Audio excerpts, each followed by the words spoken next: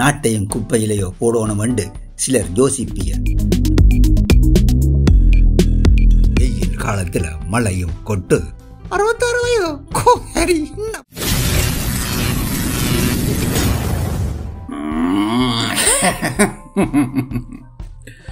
புதினம் தெரியுமோ புதினம் தெரியுமோ. அவன் சண்முகத்தையும் கரநாள காணையில இப்ப காலங்களும் பிழைச்சு போச்சுது.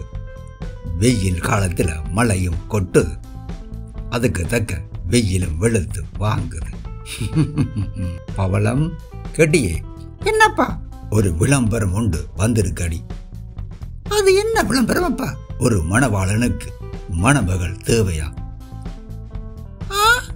எங்கட பேரனுக்கும் பொம்பளை தேடி தெரியனவல்லே. வாசிங்க வாசிங்க. வாசிக்கிறேன். யாழ்ப்பாணம் சித்தங்கேணிய புறப்படமாக கொழும்பு 12 வில்சன் வீதியை வசிப்பிடமாக கொண்ட மகர லக்கினம் கும்பராசி புரட்டாசி நட்சத்திரம் 3ஆம் பாதம் சொந்தமாக போட்டோகாபி ஷாப் வைத்திருக்கும் 66 வயதுடைய. என்னப்பா 66 வயதோ கோரி என்னப்பா? ஓமடி உள்ள 66 வயதுடைய மணமகனுக்கு நன்கு படித்த யாழ் இந்து 40 தொடக்கம் 55 வயதுக்கு இடப்பட்ட சட்டத்தரணி மணமகள் ஒருவரை எதிர்பார்க்கிறோமா? தொடர்புக்கு இந்த நம்பரும் கொடுத்திருக்கேன். காலம் கடிகாலமா போச்சு. பவளம் உன்னை ஏற்பட்ட போறியே குசம்பு முத்தி போச்சு. உப்பில்லா பண்டம் குப்பையில கண்டு கேள்விப்பட்டிருப்பியல். ஆனா இப்ப நாட்டிலேயே உப்பில்லை கண்டு கையை விரிக்கணும்.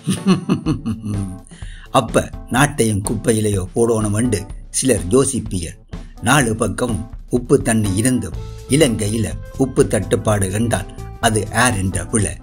இப்படி உப்பு தட்டுப்பாடு வரப்போகுது கண்டு 6-7 மாதத்துக்கு முதலே எல்லாரும் கத்திக்கொண்டிருக்கணும்.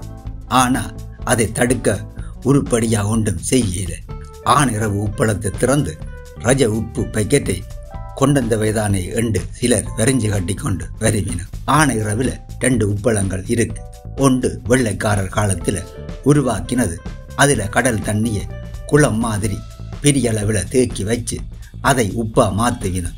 இப்படி குளத்துல உப்பு விளைய 3 வருஷத்துக்கு கிட்ட செல்லும்.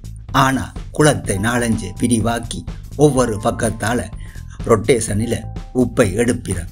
அதால ஒவ்வொரு வருஷமும் அதுல உப்பை எடுப்பினம். அதைத்தான் ஆணிரவு உப்பளம் என்றும் சொல்லுவினம். இன்னொன்று ஆணிரவுல உள்ள குறிஞ்சாத்தீவுல இருக்கு. அதுல வயல் மாதிரி தண்ணியை பரவலா விட்டு பாத்தி கட்டி உப்பு விளைவிப்பினம். இந்த உப்பு கொஞ்சம் கெதியா விளைஞ்சிடும்.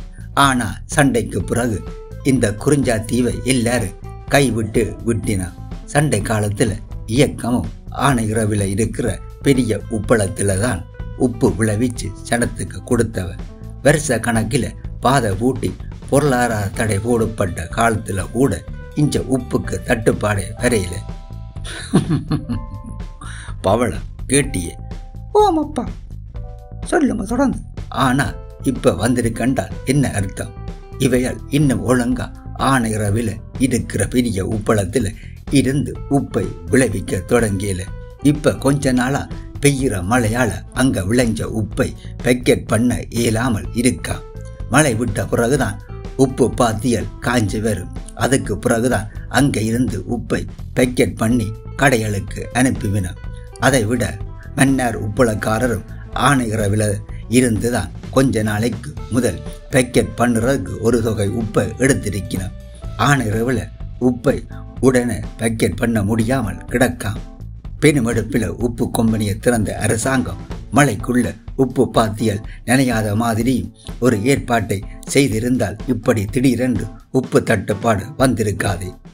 பேரை மட்டும் ரஜ உப்பு கண்டு சிங்களத்துல வச்சு விலாசம் காட்ட தெரிஞ்சவைக்கு அங்க இருந்து தொடர்ச்சியா உப்பை விளைவிச்சு ஜனத்துக்கு கொடுக்கிற வழிவகை தெரியாமல் போட்டுதே.